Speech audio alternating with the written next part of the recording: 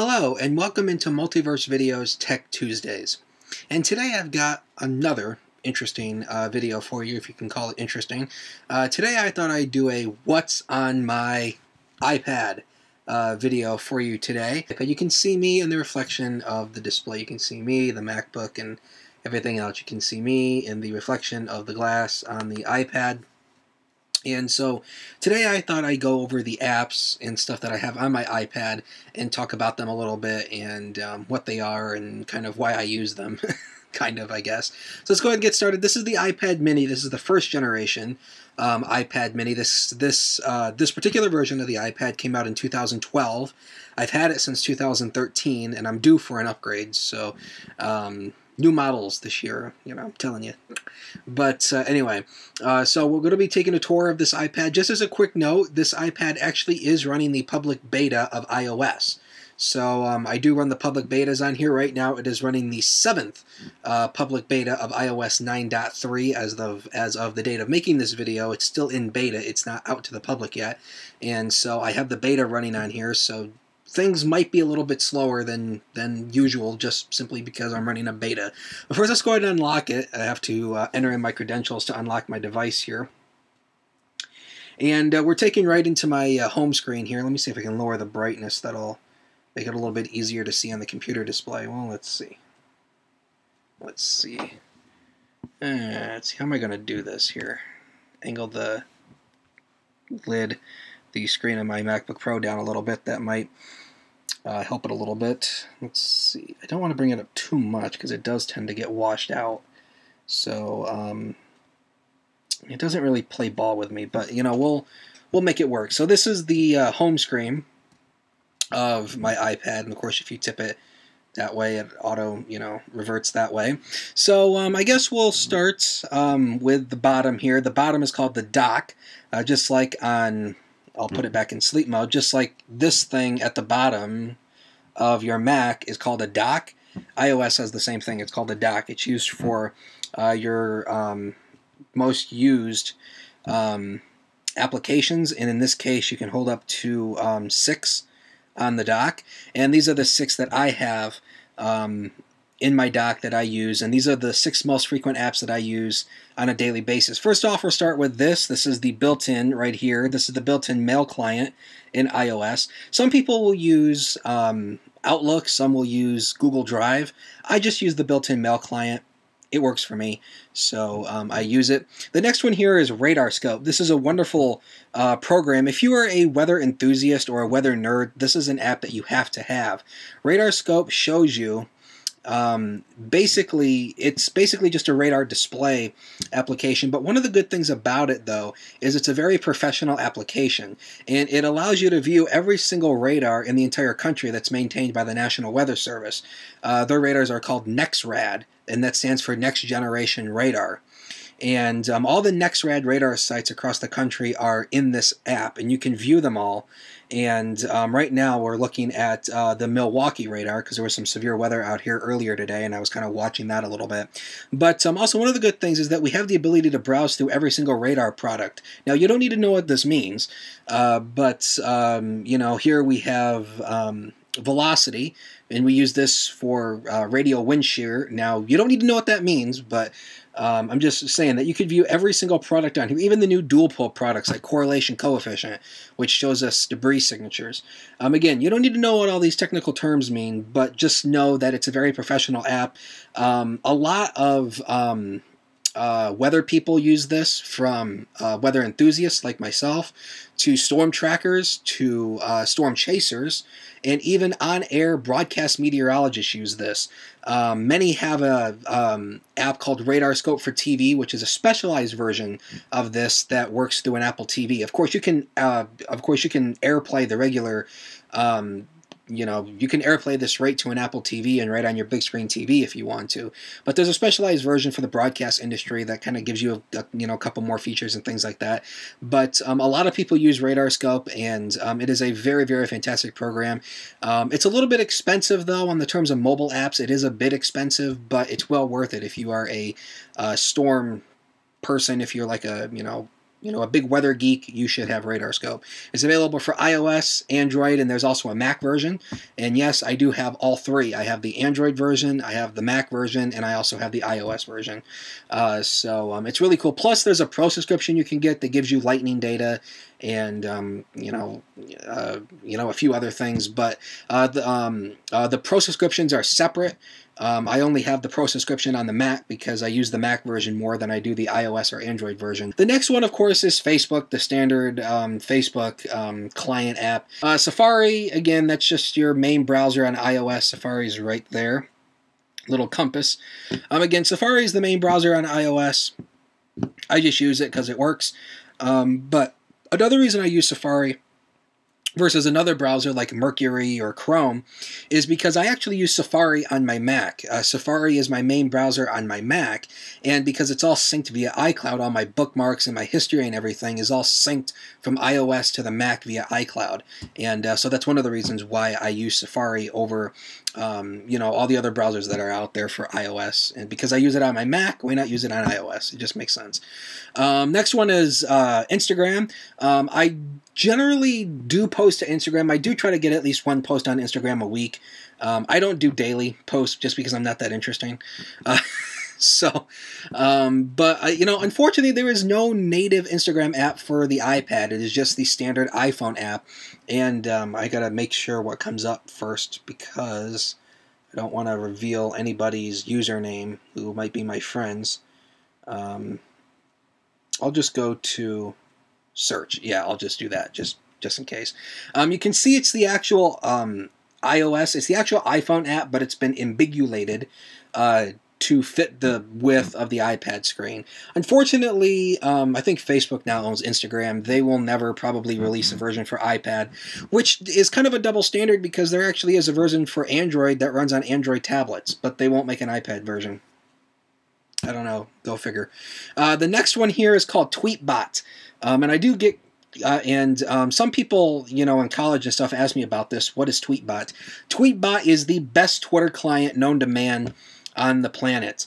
It is the best Twitter client I have found. Just take you to my profile here. I always post my Twitter information in the title bar, so you can always follow me on there, and as soon as this loads. But Tweetbot is the best Twitter client I have found that will work. Now, most people will just use the standard Twitter client. That is what most people will use. It's just the standard Twitter app that you can download. Here's my profile. Tweetbot is the best app there is for Twitter, bar none. There's a iOS version and there's a Mac version, and I have both. And let me tell you, I have never seen a Twitter client do what Tweetbot does. But another thing I love about Tweetbot is the usage of columns on the Mac. The Twitter Mac, the official Mac app for the Twitter is very limited, if I should say. And if you're somebody like me and you like to use lists, if you organize your Twitter timeline by lists, which I do, I have 3 lists that I constantly keep track of. Unfortunately, with the Twitter app, it's back and forth, back and forth, back and forth, because they don't give you an option to do columns. And Tweetbot and I think TweetDeck are the only 2 apps that really give you column view, so that you can spread out your entire timeline over your screen. And I just think Tweetbot does it better than TweetDeck. So that's what I use, is Tweetbot. Moving on to the actual home screen here, we have just the standard Messages app. That's just the standard Messages app. Like, if somebody were to iMessage me, it would come in right in through here. You have the calendar, again, that's just the standard iOS calendar. Again, photos, just standard stock apps, the camera, the clock, that's just standard stuff. I don't need to go through that. I actually use folders, and to fully understand why I use folders, I don't like my home screen to be any larger than 2 pages. I just feel that if your home screen is more than 2 pages, it's very cluttered. So I do use pages to help clean up, some of the clutter and organize things. So I have an iWork folder right here, and if I tap on that, I didn't even hit it. If I tap on it, you'll see I put all the iWork apps in there, which is Pages, Keynote, and Numbers. I much prefer iWork over Microsoft Office. Personally, my entire workflow has been converted over to iWork. I like it better, and that's what I use both on iOS and the Mac. I just like it better. It works better for me. I also have a folder here called Local News. I have all my local news stations apps are in here, plus a local newspaper. Again, just kind of cleans it up a little bit. Apple Maps, again, I don't really use Maps that much, but I much prefer Apple Maps because A, it's just stock standard. You don't need to download anything. But Apple Maps has actually gotten better. Yes, Apple Maps was a POS when it first came out back in 2012, but Apple has done some remarkable work to it, and it actually is a lot better than what it was. So it is better, guys. Here we just have the standard setting apps, just change your settings and everything. App Store, pretty... I don't need to explain that. This is a thing called Blackboard. Blackboard is something through my college. Blackboard replaced something called Angel. I can't really explain what it is because I don't even know what it is myself. It's some learning thing. I don't know what it is. But that's the site we use. Is called Blackboard. If you take any online courses, they're through Blackboard, and they have an official app that you can download, and it's got all your courses on it, and your professors can, add stuff in their content and stuff, so that's just what that is. I just keep it on there because it's easier access to Blackboard instead of going into Safari and typing it in. And I just opened my mail. I didn't mean to do that. So here we have just the standard music app. This is just the standard music app in iOS. I did have the Apple Music free trial, but it ran out, I think at the end of last month. I never bothered to buy into it. I just don't personally have a use for Apple Music, so I just didn't. I also have this. It's called Game Day Live. It's an app for the New England Patriots. That is my football team. I will now see the rash of comments down below about hating on my football team, but that's okay. I can tell you right now, I won't technically reveal where I live, but I will tell you that I live in an area that absolutely hates, and I mean hates, the Patriots. So I'm totally used to all the hate and bigotry remarks that I get from people around here because I wear my Patriots jacket around here in the winter, and in this area that is a no-no. The next one is iCloud Drive. There actually is a dedicated iCloud Drive app in iOS 9. You can turn it on in the settings and you just see all your files. The news app, again, I have things set up in it. I don't really open it that much, but it is there. The eBay app, don't need to explain what that is. It's just eBay's official app. DirecTV, that is my TV provider of choice, is DirecTV. I much prefer satellite over cable anyway. Always have. MPing is another weather thing. It stands for Meteorological Phenomenon Identification Near the Ground. That's what MPing stands for right there. MPing.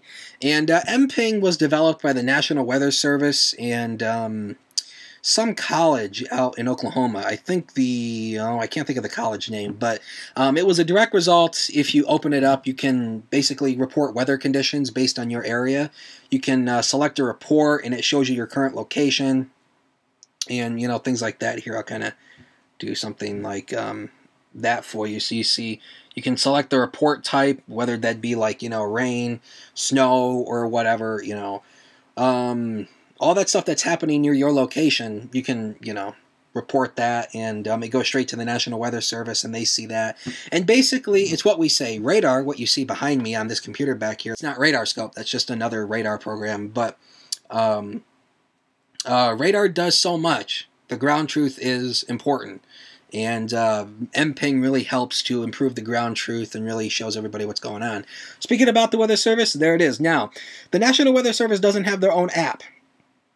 I won't get into that, but the entire weather community believes that certain broadcast media people, their company name starts with an A, and that's as far as I'll go with it. But a lot of people believe they are preventing the Weather Service from having their own app because it would compete with them in the mobile space, and they don't want that. But one cool thing the Weather Service does have is this thing. As you see here, basically it's a shortcut to the National Weather Service site, and I can't think of what it's called. It doesn't really tell you what this is. Let me scroll down here just a little bit, and yeah, you can see this is basically just a web modified version of the Weather Service site. You get all your forecast details and your radar and everything. And basically that's just a shortcut. You can ping it to your home screen, and it takes you straight there. I don't know the project name. I used to know what the weather service calls this thing, but I don't remember what it's called. But it's not important. It's basically just a shortcut to the weather service site. That's basically what it is. Thing here, because again, I told you that I run the iOS betas on here, the feedback assistant. If you tap on that, you can send in reports and bugs and things like that. Next page, so we can finish up this overly long video. This is an app called Where are we? Right there. This is an app called iStudies Pro. iStudies really is an interesting app. It allows you to add in your courses and homework. So that way you can keep track of, all your homework assignments, your test dates, and stuff like that. And you can also keep track of your courses. Notes, I don't really use that too much. For notes, I just use Pages. It works well. Periscope, again, that's, I think most of us know what Periscope is. I don't really Periscope. I do watch some people who do Periscope, but I don't Periscope myself. Again, I'm not interesting to Periscope, so I don't. We have the iTunes Store. Where are we? We're right there. We have the iTunes Store. Again, we know what that is. I don't need to go over that. iBooks, again, pretty simple. FaceTime, I don't need to go over that. GarageBand, I don't think I need to go over that. It's pretty simple. iMovie, these are just standard apps. I don't need to go over that. I don't use iMovie, though. I don't think video editing... You see, I'm going to make this very, very quick. Here's my rant for the day. Your finger is not the ideal input source for video editing. This is the ideal input source for video editing. It's called a mouse, not this. So, iMovie, crap. You can't video edit with your finger. End rant. The next line here, we have just YouTube again, pretty bog standard. Noah Free, this is an interesting app. What this does, this hasn't been updated in quite a couple of years. I don't even think it's being updated anymore, but it still works. Basically what this does, it allows you to view all the live streaming NOAA weather radio stations across the country. Not every single one, because not everyone is live streamed. NOAA Weather Radio is basically just a 24-hour radio station that broadcasts nothing but weather information. Quake Feed, this tells me all the earthquakes that go on. So, for example, if there's an earthquake, because basically I have it set and I can see all the earthquakes around me or anywhere. Like, here's all the earthquakes that's occurred. There's a 5.1. If I tap on this, there was a 5.1 quake in, get it to focus, 5.1 quake in Guam. So again, this is just a cool thing to view all the earthquakes, that happen, pretty cool app. SimCity, I do play it. Well, I sometimes do, but I sometimes don't. I haven't played it recently, but I do have it on here. I don't have the new Mac version, but, I do have SimCity on here. I also have a folder called Others. This just holds all the other bullcrap stuff that I don't use that just takes up home screen space. Like, for example, podcast and tips and stuff. Find My iPhone, that stuff I don't, normally use. I do have a K-I-K account. I don't know, Kick account. I don't know. I've never used it. Nobody's ever kicked me. I don't know if that's how you pronounce it. Kick? I don't know. No one's ever kicked me, so I'm actually debating about uninstalling the damn thing because nobody has ever kicked me, and I've told people my Kick name, and nobody cares. For some reason, Apple believes you don't need a calculator on iPad, which is just ludicrous. So I do have an app called The Calculator. It's a free app that you can download, and it's a calculator. Whoops, let me go back. Whoops, not that. I opened up Facebook Messenger. Didn't mean to do that. Just other apps here, videos and contacts, Find My iPhone, that stuff I don't normally use. I keep Messenger in here because I don't normally use Messenger, I'm mostly on my computer most of the time, so, I respond to people that way. Photo Booth, it's kind of useless on iOS. Time Hop, I don't really get on that much. I only have it because I've seen other people doing it, so I'm like, what the hell. Again, just useless stuff in here that just takes up home screen space. Weather Underground, again, also Apple believes you don't need a weather app on the iPad. For some ridiculous reason, Apple limits iPad, and I wish they wouldn't do that, but there's no stock weather app on the iPad, so I just chose Weather Underground. I don't know. Even though I don't trust these, automated apps, but a weather app, any weather app is better than having none. And of course the NASCAR app. You know, like I said, I'm a NASCAR fan, so I do have their official app downloaded onto here. I think that's pretty much gonna do it for this video. That has been a What's on My iPad video, talking about all the apps that I have on my iPad. If you sat through this overly long and boring video of me rambling on about the stuff on my iPad, please get a life. Why are you watching some random guy on the internet talking about what apps he has on his iPad? You really mustn't have anything better to do. But anyway, if you sat through this whole video, thank you very much for watching. If you want to see more from Multiverse videos, hit the subscribe button down below. Down below. New videos posted every Tuesday by me. You can also check out Hunter, who uploads videos every Saturday as a part of Scary Game Saturday, I think is the name of our Saturday uploads. I should know this, and I really don't.